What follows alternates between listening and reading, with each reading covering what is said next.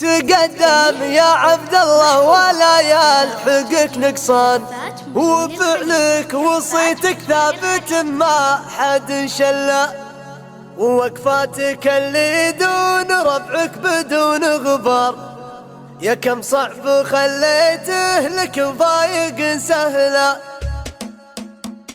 هجوس القصايد والمدايح مع الالحان على المدح هذا الليل تسريق وفيه، هذا اللي مواقف تفخر به الشعر ولا جاء بلسيه ولا جاء بالهديه. تقدم يا عبد الله ولا يلحقك نقصان، هذا محزن ربوعه هذا النادر البيطار، هذا اللي ليا منك نصيته يجي كله على نهج ابوه العود يمشي ولا يحتاج ولا تلحق شكه ولا تلحق زله. هذا راهي الماده هذا فكر مضيفا فعوله ما بين الناس ما هي بعاديه.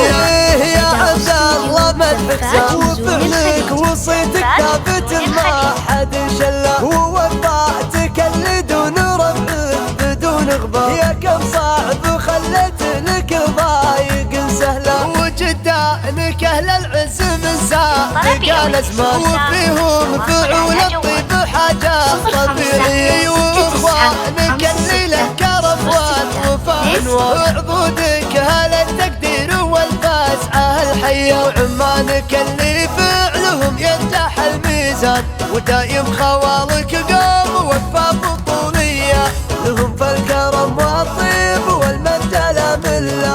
هجوس القصايد والمدايح مع الالحان على المدح هذا الليل تسريق وفيه، هذا اللي مواقف تفخر به الشعر ولا جاء بلسيه ولا جاء بالهديه. تقدم يا عبد الله ولا يلحقك نقصان، هذا محزن ربوعه هذا النادر البيطار، هذا اللي ليا منك نصيته يجي كله على نهج ابوه العود يمشي ولا يحتاج ولا تلحق شكه ولا تلحق زله. هذا راهي الماده هذا فكر مضيفا فعوله ما بين الناس ما هي بعاديه. يا عبد الله مدحك وفعلك وصيتك ثابت ما حد شله، ووفاتك اللي دون ربعك بدون غبار. يا كم صعب خلت لك ضايق سهله، وجدانك اهل العز من سابق الازمان، وفيهم فعول الطيب حاجات طبيعيه، واخوانك اللي له كرم والوفاء وعضودك اهل التقدير والفزعه الحيه، وعمانك اللي فعلهم ينجح الميزان،